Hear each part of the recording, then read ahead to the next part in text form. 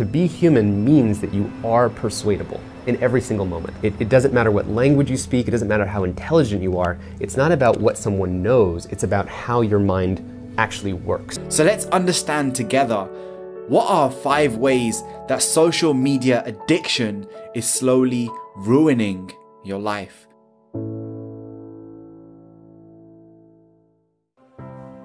And the first thing I want you to realize is the most important.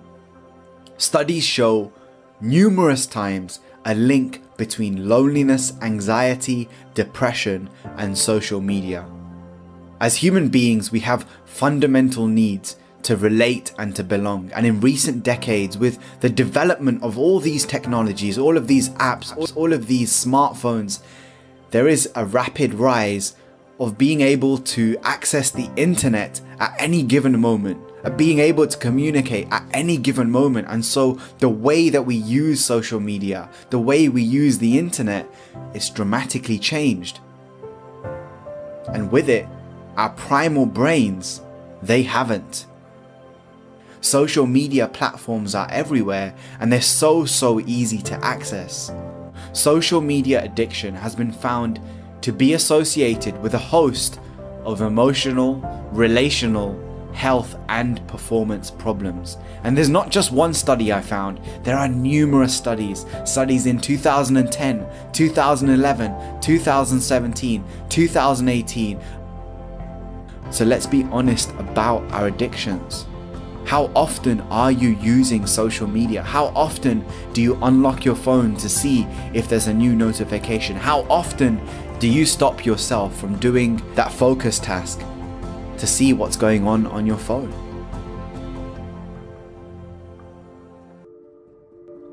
Number 2, it's changing your brain structure quite literally. The way the internet itself and social media works, it hacks into a bug in your brain that loves getting short bursts of dopamine, which is released every time you check a notification, every time you open the app. And there is a great book called The Shallows, which shows us exactly how this works. We are being conditioned to always be reactive, always be waiting for the next ding, ping, or notification from our mobile phones. There are studies that have been shown, there are programmers who have openly admitted these apps have been designed by the same people who design gambling machines in your local casino. Every time you play on a slot machine, you're waiting for the next novelty, you're waiting for the next hit of dopamine. And when you flick your phone down to refresh your feed to see the latest post, the latest video, it is the same thing at play. And over time, what happens is we lose the ability to develop what Cal Newport in his book talks about as deep work, deep focus, where we're spending hours lost in the assignment, the task that we need to get done. So be careful the way you use these apps, because it's changing the structure of your brain. Number 3 is what Mel Robbins talks about in her book, The 5-Second Rule, that every time we hesitate on doing something we know we should get done, we move into what's known as a spotlight effect, where we hesitate and our brain believes that there's more of a threat than there actually is.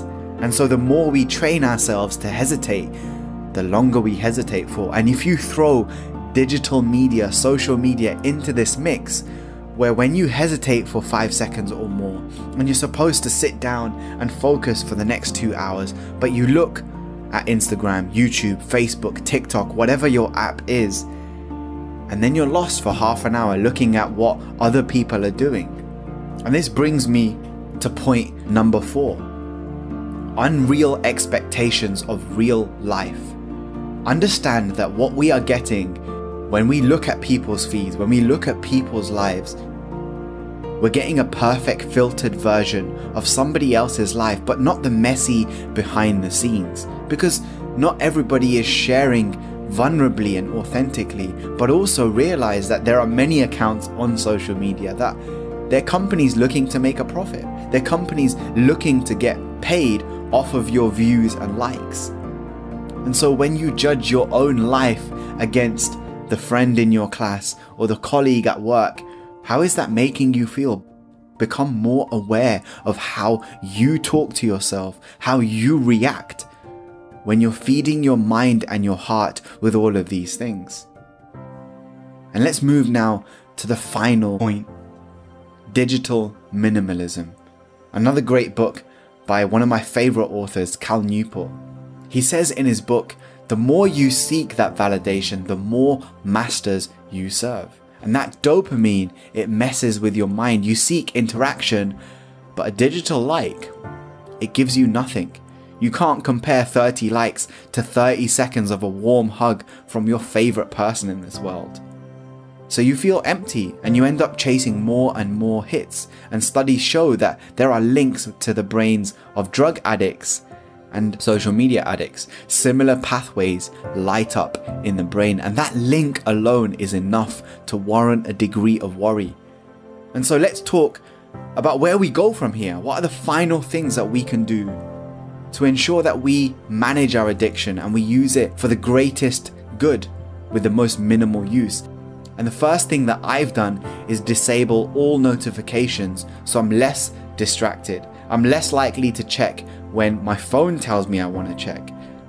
Tailor your feeds. This is my favorite tool of all.